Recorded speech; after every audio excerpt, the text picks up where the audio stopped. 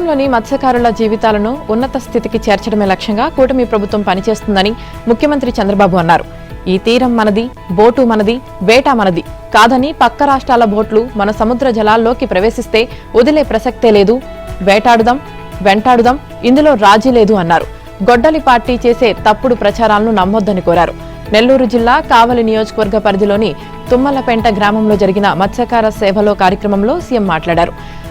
వేట విరామ భృతి కింద ఒక్కో మత్స్యకార కుటుంబానికి 20,000 చొప్పున రాష్ట్రంలోని 1,30,796 కుటుంబాలకు 261.50 కోట్ల ఆర్థిక సాయాన్ని పంపిణీ చేశారు. అనంతరం చంద్రబాబు ప్రసంగించారు. రాష్ట్ర వ్యాప్తంగా లక్షలాది మత్స్యకార కుటుంబాలున్నాయి. తరతరాలుగా బతుకు తెరువు కోసం ప్రాణాలకు తెగించి సముద్ర వేటతో జీవనం సాగిస్తున్నాయి. స్వాతంత్ర్యం వచ్చిన తర్వాత ఈ వర్గాలను, వారి కష్టాలను తొలిసారిగా గుర్తించిన నాయకుడు ఎన్టీఆర్ ఏటా ఏప్రిల్ 15 నుంచి జూన్ 15 వరకు వేట విరామ సమయంలో మత్స్యకారుల జీవనోపాధి కోసం సాయాన్ని ప్రవేశపెట్టిన తొలి ప్రభుత్వం తెలుగుదేశం. తొలుత 31 కిలోల బియ్యం ఇచ్చామన్నారు. ఇక తుఫాను సమయాల్లో 50 కేజీల చొప్పున బియ్యం అందజేశామని, వేట విరామ సమయంలో జీవన భృతి కోసం 2014-15లో తొలిసారి 2,000 ఇచ్చినట్లు తెలిపారు. ఆ తర్వాత దానిని 10,000కు పెంచినట్లు గుర్తు చేశారు. మోటారు బోట్లకు సబ్సిడీ ధరకు డీజిల్ ఇచ్చామని, ఈ బడ్జెట్లో డీజిల్ సబ్సిడీ కింద 50 కోట్లు విడుదల చేసినట్లు సీఎం తెలిపారు. మత్స్యకారులకు రాష్ట్ర మంత్రి లోకేష్ ఆత్మీయ ఆతిథ్యమిచ్చారు. కూటమి ప్రభుత్వం అధికారంలోకి వచ్చిన తర్వాత వరుసగా 2వ ఏడాది మత్స్యకారుల సేవలో నిధులు విడుదలయ్యాయి. ఈ సందర్భంగా మత్స్యకారులు 100 పడవల్లో కృష్ణా నదిపై సీఎం ఇంటి వద్దకు వచ్చి చంద్రబాబుకు కృతజ్ఞతలు తెలియజేశారు. వారిని లోకేష్ ఇంటికి ఆహ్వానించారు. మత్స్యకారులను అభినందించిన లోకేష్ వారితో మాట్లాడారు. తన యువగలం పాదయాత్ర సమయంలో జువ్వెల దిన్న చేరుకున్నప్పుడు మత్స్యకారుల్లో పట్టుదల, ఐకమత్యం చూశానని, అంతా కలిసి ఒక్క మాట అనుకుంటే దానిపై నిలబడటం మత్స్యకారుల గొప్పతనమన్నారు. మత్స్యకారుల పిల్లలకు మంచి ఉద్యోగ అవకాశాలు కల్పించడానికి తన సాయశక్తులా కృషి చేస్తానని హామీ ఇచ్చారు. మత్స్యకారులకు ఏ కష్టం వచ్చినా తమ ఇంటి తలుపులు ఎప్పుడూ తెరిచే ఉంటాయన్నారు. మత్స్యకారులందరితో ఫోటోలు దిగి వారికి భోజనాలు పెట్టి పంపారు. పశ్చిమాసియా యుద్ధ ప్రభావంతో ప్రపంచవ్యాప్తంగా నెలకొన్న సంక్షోభ ప్రభావం రాష్ట్రంపైన పడే అవకాశముందని టీడీపీ భావిస్తోంది. దానిని ఎదుర్కొనేందుకు అన్ని ప్రయత్నాలు చేస్తూనే ప్రజలను చైతన్యం చేయాలని, ఆ దిశగా మహానాడులో ప్రత్యేక తీర్మానాన్ని ప్రవేశపెట్టాలని నిర్ణయించింది. ఆ పార్టీ కేంద్ర కార్యాలయంలో మహానాడు తీర్మానాల కమిటీ సమావేశమైంది. యనమల రామకృష్ణుడి నేతృత్వంలో 17 మంది సభ్యులతో కూడిన ఈ కమిటీ పలు అంశాలపై సుదీర్ఘంగా చర్చించింది. ఈ నెల 27, 28 తేదీల్లో పార్టీ కేంద్ర కార్యాలయంలో హైబ్రిడ్ విధానంలో జరిగే 44వ మహానాడులో ఏపీ నుంచి సుమారు 15 తీర్మానాలు, తెలంగాణకు సంబంధించి 4 తీర్మానాలు ప్రవేశపెట్టాలని ప్రాథమికంగా నిశ్చయించారు. ఇక సంస్థాగత వ్యవహారాలతో పాటు సూపర్ 6 పథకాల అమలు, యువతకు ప్రోత్సాహం, రాష్ట్రానికి కేంద్రం మద్దతుపైన తీర్మానాలను ప్రవేశపెడతారు. యుద్ధ ప్రభావంపై రాష్ట్రం ఎదుర్కొనే ఆర్థిక భారం తదితర అంశాలను సవివరంగా పేర్కొంటూ ప్రత్యేక తీర్మానం ఉంటుంది. రాష్ట్రంలో వైసీపీ అభివృద్ధి నిరోధకంగా మారిందని, ఆ పార్టీ ధోరణిని ప్రజలకు సవివరంగా తెలియజెబుతూ మహానాడులో తీర్మానం చేయాలని టీడీపీ నేతలు నిర్ణయించారు. మహానాడు చివరి రోజైన 28న రాజకీయ తీర్మానం ప్రవేశపెడతారు. ఇక తీర్మానాల కమిటీ ఇవాళ మరోసారి సమావేశమవుతుంది. తీర్మానాలపై మరోసారి చర్చించి వాటికి తుదిరూపు ఇస్తుంది. కమిటీ భేటీలో మంత్రి నిమ్మల రామానాయుడు, ఎమ్మెల్యేలు సోమిరెడ్డి చంద్రమోహన్ రెడ్డి, నక్కా ఆనందబాబు, కూన రవికుమార్, ఎమ్మెల్సీ పంచుమర్తి అనురాధ, టీడీపీ నాయకులు కృష్ణయ్య, నీలయ్యపాలెం విజయ్ కుమార్, పర్చూరి అశోక్ బాబు, గురుజాల మాల్యాద్రి తదితరులు పాల్గొంటారు. గ్రామాల సమగ్రాభివృద్ధి కోసం అత్యంత పారదర్శకంగా క్షేత్రస్థాయిలో సర్వే నిర్వహించాలని ఉప ముఖ్యమంత్రి పవన్ కళ్యాణ్ ఆదేశించారు. క్యాంపు కార్యాలయంలో గ్రామీణాభివృద్ధి శాఖ ఉన్నతాధికారులతో ఆయన సమీక్ష నిర్వహించారు. ప్రతి గ్రామంలో ప్రస్తుతం ఉన్న సౌకర్యాలేమిటి, ఇంకా ఎలాంటి అవసరాలున్నాయనే వివరాలతో పాటు పంచాయతీ భూములు, పోరంబోకు స్థలాలు, పశువుల మేత మైదానాలు, శ్మశాన వాటికల పూర్తి వివరాలను సర్వేల్లో నమోదు చేయాలని సూచించారు. ఇక ఈ సర్వే నివేదికల ఆధారంగా గ్రామాల్లో భూములకు రక్షణ కల్పించడంతో పాటు ప్రతి గ్రామం స్వయం సమృద్ధి సాధించేలా నూతన ఆదాయ వనరులను సృష్టించవచ్చని తెలిపారు. పల్లె పండుగ 1-2 కార్యక్రమాలతో రాష్ట్ర వ్యాప్తంగా గ్రామీణ ప్రాంతాల్లో మౌలిక సదుపాయాల కల్పన వేగంగా జరుగుతుందన్నారు. ఇక పల్లె పండుగ తొలి విడతలో అనుకున్నట్లుగానే పూర్తి 4,000 కిలోమీటర్ల రోడ్ల నిర్మాణం పూర్తి చేశామని, ఇక రెండో విడతలో 2,750 కిలోమీటర్లు నిర్మించాలని లక్ష్యంగా పెట్టుకోగా అంతకంటే ఎక్కువగా 3,580 కిలోమీటర్ల మేర రోడ్లను నిర్మించామని చెప్పారు. ఇక గ్రామాల్లో మురుగునీటి సమస్య శాశ్వత నివారణకు పల్లె పండుగ 2.0 కింద సరికొత్తగా 59 కిలోమీటర్ల మేర మ్యాజిక్ డ్రైన్లు నిర్మించాలని లక్ష్యంగా పెట్టుకోగా ఇప్పటికే క్షేత్రస్థాయిలో 32 కిలోమీటర్ల మేర పనులు పూర్తయ్యాయని పవన్ కళ్యాణ్ చెప్పారు. వీటిని మరిన్ని గ్రామాల్లో నిర్మించాలన్నారు. నల్లరేగడి నేలలు, డెల్టా ఏరియాలో నీరు ఎక్కువగా నిల్వ ఉంటుంది కాబట్టి అక్కడి భూములకు తగ్గట్లుగానే ఈ మ్యాజిక్ డ్రైన్లను నిర్మించాలని తెలిపారు. రోడ్ల నాణ్యతపై రాజీ పడొద్దని, నాణ్యతా ప్రమాణాలను ఖచ్చితంగా పాటించాలన్నారు. విజయవాడ, ఇబ్రహీంపట్నం, అన్నమయ్య జిల్లా ములకల చెరువులో 2019 నుంచి 2025 వరకు సాగిన నకిలీ మద్యం వ్యవహారంలో మాజీ మంత్రి జోగి రమేష్ కర్త, కర్మ, క్రియగా వ్యవహరించారని ప్రత్యేక దర్యాప్తు బృందం స్పష్టం చేసింది. ఆయనకు అత్యంత సన్నిహితుడుగా ఉన్న అద్దేపల్లి జనార్దన్ రావు, ఆయన సోదరుడు జగన్మోహన్ రావు ద్వారా నకిలీ కథను నడిపించారని కోర్టుకు నివేదించారు. ఇక నకిలీ మద్యం కేసులో దర్యాప్తు పూర్తి కావడంతో సిట్ తుది ఛార్జ్షీట్ను 4 రోజుల క్రితం దాఖలు చేసింది. దీనిని 6వ అదనపు ఫస్ట్ క్లాస్ మెజిస్ట్రేట్ కోర్టు సోమవారం పరిగణలోకి తీసుకుంది.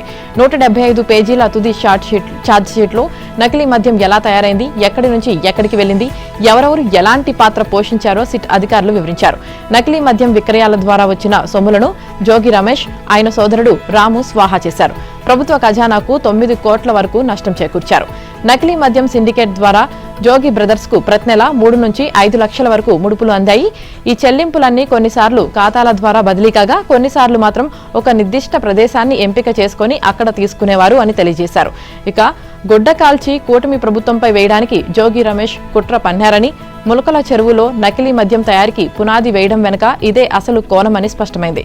ములకల చెరువులో పెద్ద కల్తీ మద్యం కేంద్రాన్ని ఏర్పాటు చేసి అలజడి సృష్టించాలని ఆయన అనుకున్నారని అన్నారు. రోగుల ఆరోగ్య వివరాలను డిజిటలీకరణ చేయడంలో ఇతర రాష్ట్రాలతో పోల్చితే ఆంధ్రప్రదేశ్ ముందంజలో ఉందని జాతీయ సమాచార విజ్ఞాన కేంద్రం వెల్లడించింది. విజయవాడలోని హెల్త్ యూనివర్సిటీలో రాష్ట్ర ఆరోగ్య శాఖ ఎన్ఐసి ఆధ్వర్యంలో ఈ హాస్పిటల్ విధానం ఉపయోగాలపై 2 రోజుల శిక్షణ కార్యక్రమం ప్రారంభమైంది. ఈ కార్యక్రమంలో ప్రభుత్వ ఆసుపత్రుల సూపరింటెండెంట్లు, ఇతర అధికారులు పాల్గొన్నారు. ఈ సందర్భంగా ఓపీ, ఐపీ, వ్యాధి నిర్ధారణ పరీక్షలు, ఈ ప్రిస్క్రిప్షన్, అభా ఐడీల అనుసంధానంలో ముందున్నట్లు ఆరోగ్య శాఖ తెలిపింది. దేశవ్యాప్తంగా 4003 ప్రభుత్వ ఆసుపత్రులు Ayushman Bharat digital health machine కింద నెక్స్ట్ జెన్ ఈ హాస్పిటల్ కు అనుసంధానమయ్యాయి.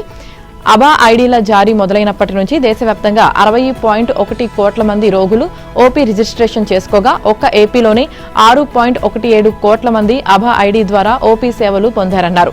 జాతీయ స్థాయిలో ఈ ప్రిస్క్రిప్షన్ విధానం అమలులో ఏపీ ముందంజలో ఉందన్నారు.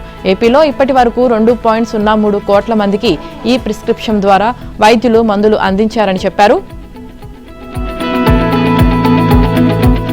బీజేపీతో వైసీపీ అధినేత జగన్మోహన్ రెడ్డి అక్రమ పొత్తు కొనసాగిస్తున్నారని పీసీసీ అధ్యక్షురాలు షర్మిల విమర్శించారు. వైఎస్ రాజశేఖర్ రెడ్డి ఆశయాలకు జగన్ తూట్లు పొడిచారని ధ్వజమెత్తారు. ఆయన సీఎం అయ్యాక బటన్లు నొక్కడం తప్ప చేసిందేమీ లేదన్నారు. కేవలం బటన్లు నొక్కితేనే మళ్లీ సీఎంలు కాలేరని తెలుసుకోవాలన్నారు. సిగ్గు లేకుండా వైసీపీ నేతలు పెట్రోల్ ధరల పెంపుపై ధర్నాలు చేశారని విమర్శించారు.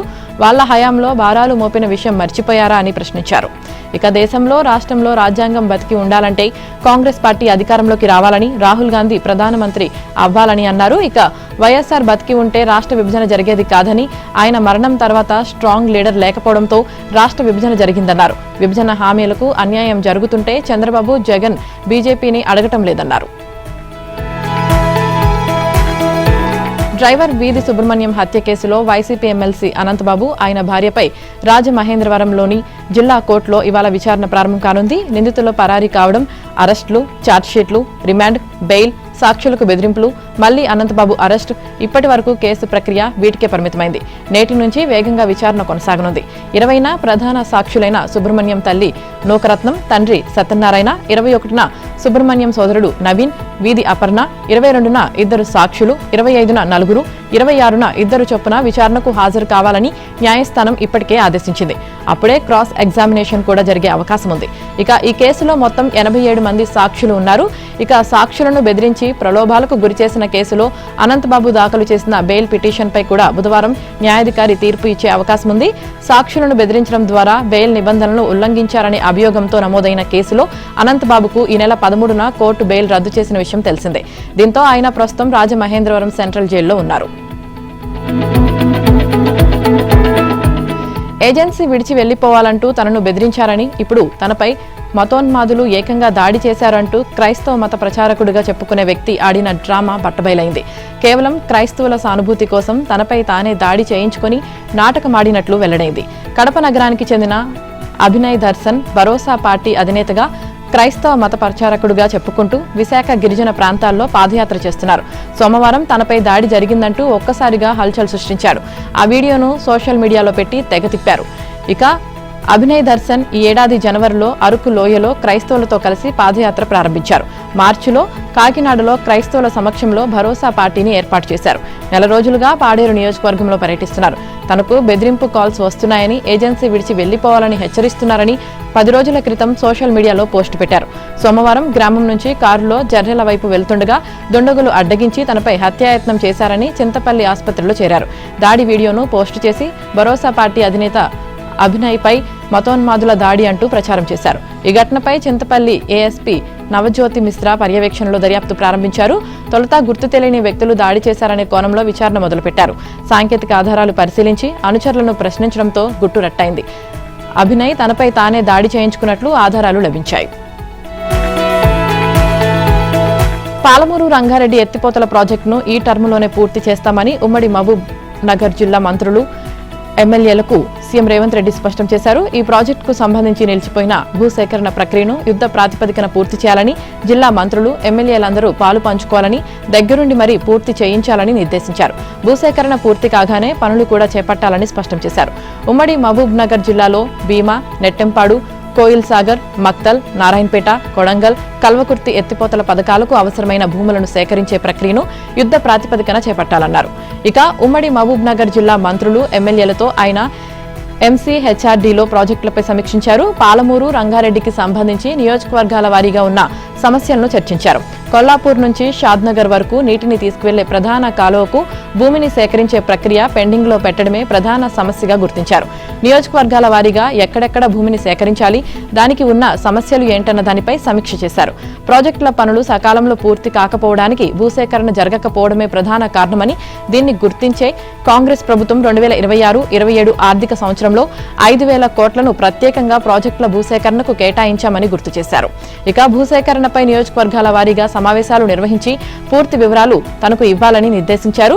ఆ సమావేశాలకు ఈఎన్సీలను పంపిస్తానని చెప్పారు. ఇక ప్రాజెక్టుల భూసేకరణను తమ ప్రభుత్వం అత్యంత ప్రాధాన్య అంశంగా తీసుకుందని, భూసేకరణకు నిధుల విడుదలలో ఎటువంటి జాప్యము ఉండబోదని, పెండింగ్ బిల్లుల చెల్లింపులను కూడా పూర్తి చేయడానికి సిద్ధంగా ఉన్నామని భరోసా ఇచ్చారు.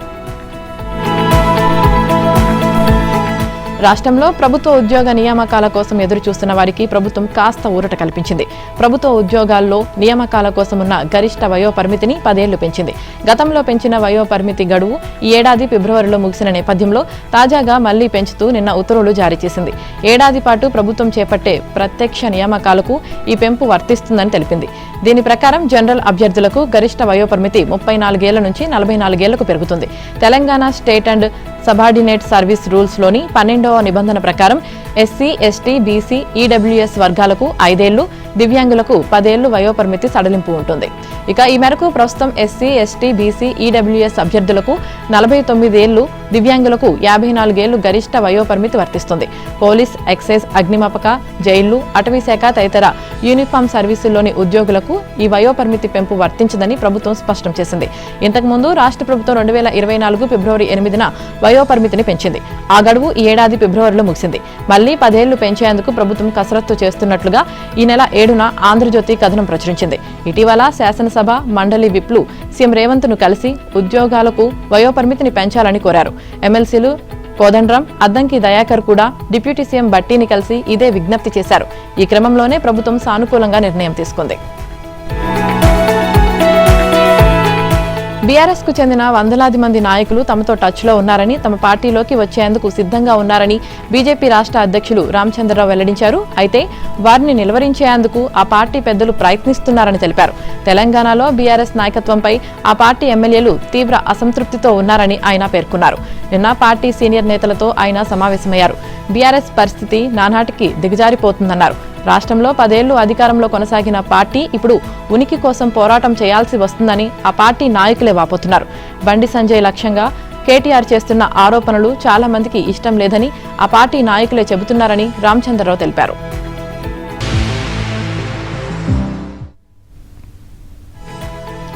పాలమూరు రంగారెడ్డి ప్రాజెక్టుకు సంబంధించి పాదయాత్ర చేసే నైతిక హక్కు మహబూబ్ నగర్ జిల్లా బీఆర్ఎస్ మాజీ మంత్రులకు లేదని మంత్రి జూపల్లి కృష్ణారావు అన్నారు. ప్రాజెక్టుల పేరుతో వేల కోట్లు దోచుకున్న వాళ్లు ఇప్పుడు చిలక పలుకులు పలుకుతున్నారని ఎద్దేవా చేశారు. మంత్రి వాకిటి శ్రీహరి, ప్రభుత్వ విప్ శ్రీనివాస్ రెడ్డి, ఎమ్మెల్యేలు వంశీకృష్ణ, మధుసూదన్ రెడ్డి తదితరులతో కలిసి మంత్రి మాట్లాడారు. కేసీఆర్ ప్రభుత్వ హయాంలో పాలమూరు రంగారెడ్డి ప్రాజెక్టుకు సంబంధించి పంపులు, మోటార్లు, సర్జిపూల్కు 35,000 కోట్లు కేటాయించి కేవలం 25,000 కోట్లు మాత్రమే ఖర్చు చేశారని తెలిపారు. ఇక కల్వకుర్తి, నెట్టెంపాడు, కోయిల్ సాగర్ వంటి ప్రాజెక్టులపై కాంగ్రెస్ హయాంలో 8,500 కోట్లు ఖర్చు చేస్తే బీఆర్ఎస్ హయాంలో 6,300 కోట్లు మాత్రమే ఖర్చు చేశారని పేర్కొన్నారు. మల్లన్న సాగర్ స్థాయి రిజర్వాయర్ను మహబూబ్ నగర్ జిల్లాలో ఎందుకు కట్టలేదని ప్రశ్నించారు. ఉమ్మడి జిల్లా మంత్రులు, ఎమ్మెల్యేలు సీఎం రేవంత్ రెడ్డిని కలిసి పాలమూరు రంగారెడ్డి గురించి అడగాలని కోరారు. ఇక పాలమూరు జిల్లాకు అత్యధికంగా నిధులు ఇవ్వాల్సిన అవసరం ఉందని కోరామని తెలిపారు. ఇక అదేవిధంగా పాలమూరు రంగారెడ్డిలో మోటార్ ఆన్ చేయగానే నీళ్లు వస్తాయంటూ మాజీ మంత్రి శ్రీనివాస్ గౌడ్ తెలివి లేకుండా మాట్లాడుతున్నారని విమర్శించారు. పాలమూరుతో పాటు అన్ని పెండింగ్ ప్రాజెక్టులను పూర్తి చేస్తామని సీఎం రేవంత్ తమకు హామీ ఇచ్చారని, లక్ష్మీదేవిపల్లి గుట్టుకు నీళ్లు తీసుకువస్తామని చెప్పారని వెల్లడించారు. చంపినోడే సమాధి కాడ కుటుంబ సభ్యుల కంటే ఎక్కువ ఏడ్చినట్లు బీఆర్ఎస్ నాయకుల వ్యవహారం ఉందని మంత్రి వాకిటి శ్రీహరి అన్నారు. పాలమూరు ప్రాజెక్టు పనులను పూర్తి చేయాలని తమ పార్టీ చేసిన డిమాండ్కు ప్రభుత్వం స్పందించిందని తెలంగాణ రక్షణ సేన అధ్యక్షురాలు కల్వకుంట్ల కవిత తెలిపారు. ప్రశ్నిస్తే సమస్యలకు పరిష్కారం దొరుకుతుందనడానికి ఇదే నిదర్శనమని అన్నారు. ఉమ్మడి మహబూబ్ నగర్ జిల్లాలోని ప్రాజెక్టుల పనులపై సీఎం సమీక్ష నిర్వహించిన నేపథ్యంలో కవిత ఎక్స్లో ఓ పోస్టు చేశారు. పాలమూరు రంగారెడ్డి ప్రాజెక్టులో పెండింగ్లో ఉన్న పనుల విషయంలో రాష్ట్ర ప్రభుత్వం ఎట్టకేలకు మొద్దునిద్ర వీడి త్వరితగతిన భూసేకరణ చేపట్టి పనులను వేగవంతం చేయాలని నిర్ణయం తీసుకుందన్నారు. ప్రాజెక్టు భూసేకరణ ప్రక్రియ పూర్తి పారదర్శకంగా జరగాలని, భూములు కోల్పోతున్న రైతులకు మెరుగైన పరిహారం అందాలని కోరారు. ప్రాజెక్టులో అత్యంత కీలకమైన లక్ష్మీదేవిపల్లి రిజర్వాయర్ పనులను మొదలుపెట్టాలని, పెండింగ్లో ఉన్న 19, 20, 21 ప్యాకేజీల పనులు ప్రారంభించే వరకు రైతుల పక్షాన టీఆర్ఎస్ నిరంతరం పోరాడుతుందని కవిత స్పష్టం చేశారు. 2 కిలోల బంగారం, 9 కిలోల వెండి, గుట్టలుగా నోట్ల కట్లు, విలాసవంతమైన ఇల్లు, ఖరీదైన ఫ్లాట్లు, ఎకరాల కొద్ది పొలాలు. Hyderabad metropolitan water supply and sewerage board red hills డివిజన్లో జనరల్ మేనేజర్ ఎస్ అనంత లక్ష్మీ కుమార్ అక్రమాస్తుల చిట్టా ఇది. అపార్ట్మెంట్లకు ఒక్కో వాటర్ ట్యాంకర్ను 5,000 చొప్పున అక్రమంగా విక్రయిస్తూ ప్రతిరోజు 50,000 మేర వసూళ్లు. అనంత లక్ష్మీ కుమార్ తన పదవిని అడ్డు పెట్టుకుని ఇలా ఏకంగా 100 కోట్లకు పైగా విలువైన ఆస్తులు కూడబెట్టారు. ఈ మేరకు ఏసీబీ అధికారులు ఓ ప్రకటన చేశారు. అనంత లక్ష్మీ కుమార్ వ్యవహారంపై వచ్చిన ఫిర్యాదుల మేరకు ఆయనపై ఆదాయానికి మించిన ఆస్తుల కేసు నమోదు చేసి ఏసీబీ అధికారులు నిన్న దాడులు చేశారు. హైదరాబాద్లోని లక్ష్మీ కుమార్ ఇల్లు, కార్యాలయంతో పాటు ఏకకాలంలో 8 చోట్ల ఏసీబీ బృందాలు సోదాలు నిర్వహించాయి. రాత్రి కూడా సోదాలు కొనసాగుతున్నాయి. మల్లాపూర్లోని అనంత లక్ష్మీ కుమార్ నివాసం, అతని మిత్రులు, బినామీల ఇళ్లలో చేసిన సోదాలు చేశారు. ఇక ఈ తనిఖీల్లో భారీగా కరెన్సీ నోట్ల కట్టలు బయటపడగా నగదును లెక్కించడం కోసం ఏకంగా కరెన్సీ లెక్కింపు యంత్రాలను తెప్పించారు. ప్రాథమిక సమాచారం మేరకు లక్ష్మీ కుమార్ దాదాపు 100 కోట్లకు పైగా ఆస్తులను సంపాదించినట్లు వెల్లడైంది.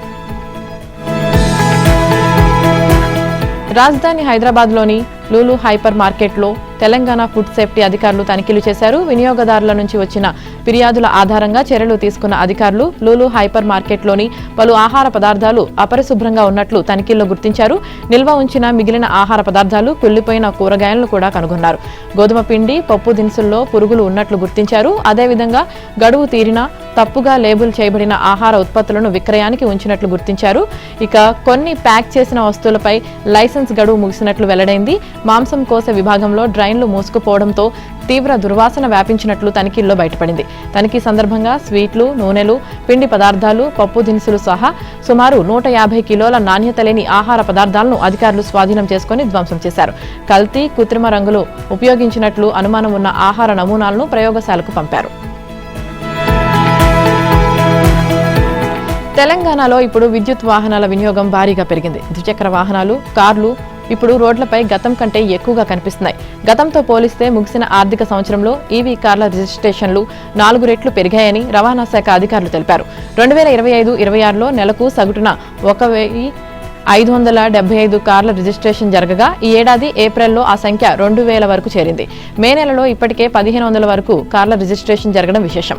ఇక 2024-25లో కేవలం 5000 లోపు ఈవీ కార్ల రిజిస్ట్రేషన్ జరిగితే 2025-26లో 19000 వరకు కార్ల రిజిస్ట్రేషన్ జరిగాయి. అంటే దాదాపు 4 రెట్లు పెరిగాయి. ఇక ఇవన్నీ సొంత కార్లు కాగా టాక్సీ కార్లు 2024-25లో 827, 2025-26లో 1349 రిజిస్ట్రేషన్లు జరిగాయి. ఇందుకు అనేక కారణాలున్నాయి. వీటిలో ఒకటి తెలంగాణ ప్రభుత్వం ప్రకటించిన విద్యుత్ వాహన విధానం. పర్యావరణంపై వాహన కాలుష్య ప్రభావం తగ్గించేందుకు ఈవీలపై రిజిస్ట్రేషన్ పన్నును 100% మినహాయిస్తూ రాష్ట్ర ప్రభుత్వం నిర్ణయం తీసుకున్న విషయం తెలిసిందే. ఈ నిర్ణయం ఈవీల కొనుగోలుకు ఊతమిచ్చింది. పన్ను మినహాయింపుతో కారు విలువను బట్టి 50,000 నుంచి 50 లక్షల వరకు, ద్విచక్ర వాహనాలపై 3,000 నుంచి 50,000 వరకు కొనుగోలుదారులకు ఆదా అవుతోంది.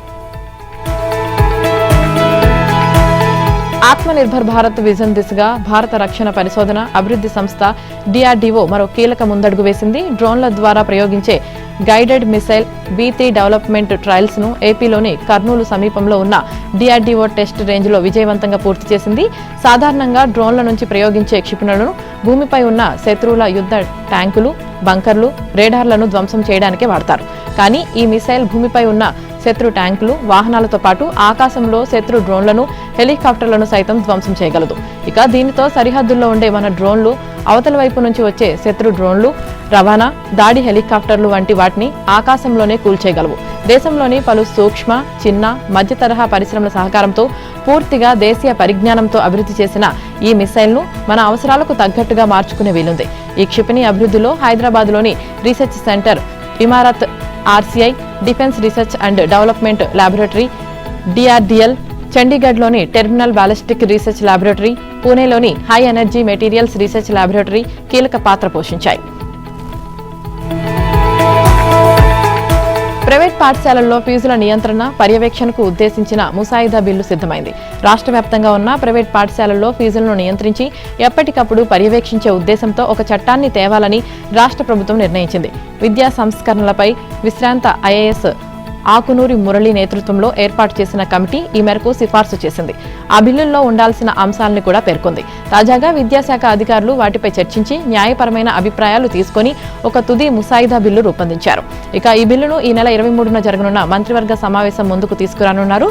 రాష్ట్ర సచివాలయంలో సీఎం రేవంత్ రెడ్డి అధ్యక్షతన జరగనున్న మంత్రివర్గ భేటీలో ఈ బిల్లుతో పాటు భూముల మార్కెట్ విలువల పెంపు, తెలంగాణ ఆవిర్భావం సందర్భంగా జూన్ 2న చేపట్టాల్సిన కార్యక్రమాలు తదితర అంశాలపై చర్చించనున్నారు.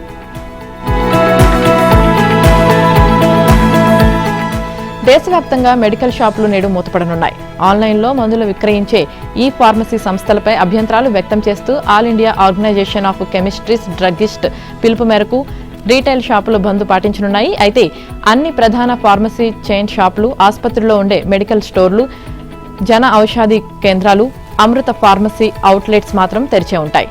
ఇటీవల AIOCD ప్రతినిధులు కేంద్ర డ్రగ్ నియంత్రణ సంస్థతో చర్చలు జరిపారు. ఈ సందర్భంగా ఈ ఫార్మసీల నియంత్రణ, నిర్వహణపై ఆందోళన వ్యక్తం చేశారు. ఈ విషయంలో చట్టపరమైన అన్ని అంశాలను పరిశీలించి సరైన నిర్ణయం తీసుకుంటామని డ్రగ్ నియంత్రణ సంస్థ హామీ ఇచ్చింది. ఈ నేపథ్యంలో AIOCD ఒకరోజు బంద్ పాటించాలని నిర్ణయించింది. అయితే తాము ఈ బంద్లో పాల్గొనబోమని పశ్చిమ బెంగాల్, కేరళ, పంజాబ్, మహారాష్ట్ర, కర్ణాటక, హర్యానా, ఉత్తరప్రదేశ్, లదాఖ్, గుజరాత్, ఛత్తీస్గఢ్, సిక్కిం, ఉత్తరాఖండ్ రాష్ట్రాల అసోసియేషన్లు లేఖలు సమర్పించాయి. భవిష్యత్తులో కీలకం కానున్న గ్రీన్ టెక్నాలజీ, సృజనాత్మక ఆవిష్కరణల అంశంలో నార్దిక్ దేశాలు భారత్ కలిసి పనిచేయాలని నిర్ణయించాయి. ముఖ్యంగా పర్యావరణ హిత ఇంధనం, సుస్థిర అభివృద్ధి, సృజనాత్మక ఆవిష్కరణలు, సరికొత్త సాంకేతికతల కేంద్రంగా సహకరించుకోవాలని అవగాహనకు వచ్చాయి.